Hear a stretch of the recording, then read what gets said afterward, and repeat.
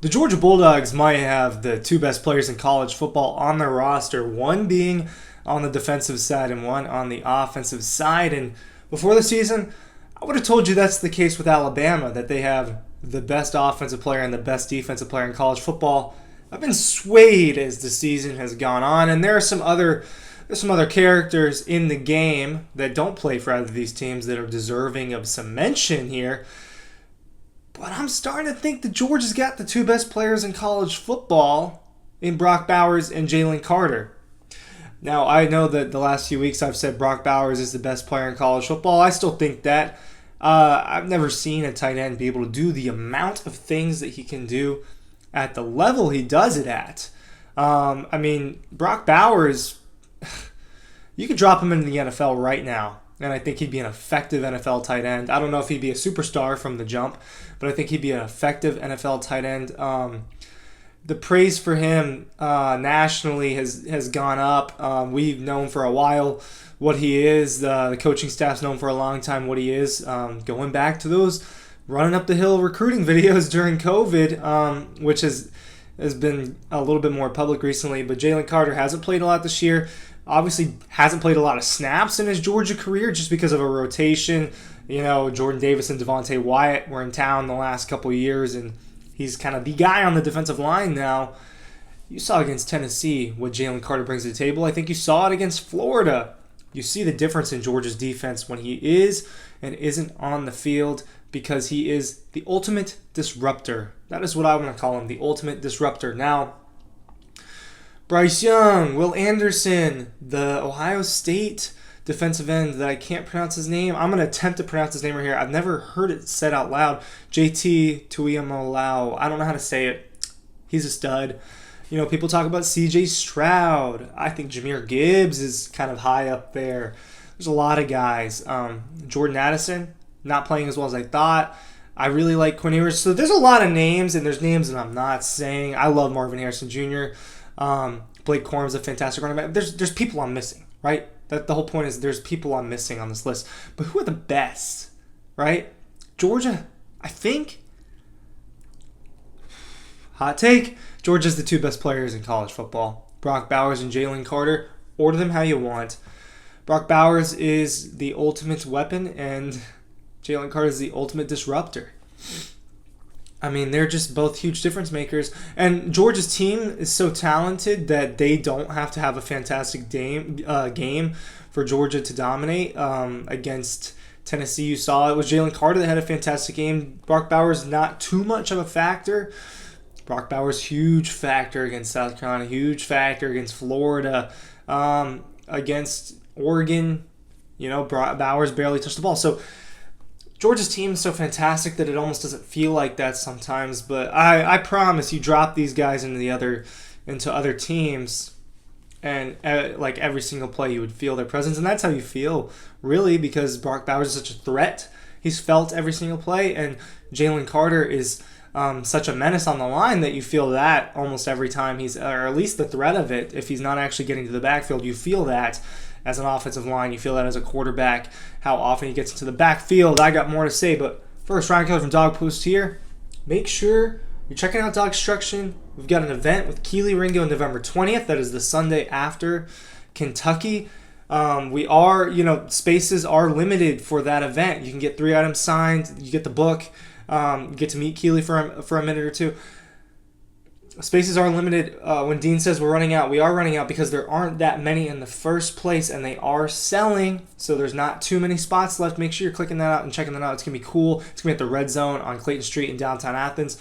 This coming Sunday, Perimeter Mall, Barnes & Nobles, will be with Jeff Foxworthy, who wrote the foreword in Dog Instruction. So this coming Sunday after Mississippi State. I know I'm saying them in the backwards order, but Sunday after Mississippi State, we're going to be with Jeff Foxworthy, who wrote the foreword, famous comedian, a big Dog Post guy.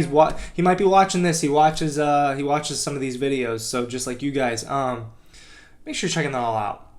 All right, cool opportunities to meet people that are more famous than us, and to meet us. Have people sign things. If you want Dean to sign your book, if you want me or Matt to sign your book, these opportunities are great. Thank you for coming to Paloma. All right. So No, the numbers. If you just looked at the numbers, oh, people are such numbers guys, right? People are numbers people. The playoff committee are numbers people, apparently. Brock Bowers has 574 yards and three receiving touchdowns. So I looked at some numbers yesterday. Bowers is top like 6, 7 in tight end receiving yards, and he's got way less receptions than some of those other guys. What he also has that the others don't are the 4 rushing attempts for 89 yards and 3 touchdowns. Bowers can do everything. The South Carolina game, you saw Bowers deliver everything. You saw him run for a touchdown. You saw him moss a dude in the corner of the end zone and get both feet down, strong hands. And you saw him just fly by people. You saw the athleticism. You saw the shake. You could see the broken tackles. You see it. All right, they don't feed him every game because it's not the game plan. Georgia approaches every game differently, and because they're so deep and talented, they don't have to use Brock Bowers every single play. But man, no one could guard that guy. There's really no one that can guard that guy. With Jalen Carter, you just have someone that's relentless in getting to the line. His stat line for this Tennessee matchup, this top 3 matchup in Athens, 3 solo tackles and assists, so 4 tackles, a sack, and 2 forced fumbles, and he caused a safety that was not recorded, all right? He bullied Hendon Hooker on that play. I should have pulled that image up that I got of it because you can really see the way that he just threw Hendon Hooker to the ground with ease. He had another forced fumble against the running back later in the game. Jalen Carter, man, you see the clips on Twitter. You see the clips that go viral. He one-arms people a lot. He's the one doing the pancaking against these linemen. Now, so what's the argument for Will Anderson? Well, Will Anderson has a little bit better numbers. He's also played more games. Coming into this year, I thought Bryce Young and Will Anderson were the 2 best players in college football. I still think Bryce Young is the best player in college football. I think he's probably not going to win the Heisman again. I don't see that happening just because of what's going on in Tuscaloosa. But if you just watch him play, he makes things happen. He's a special football player. And that's just what it is. He's a special football player. He can escape. He's so calm. His arm is so talented. He can run if he has to.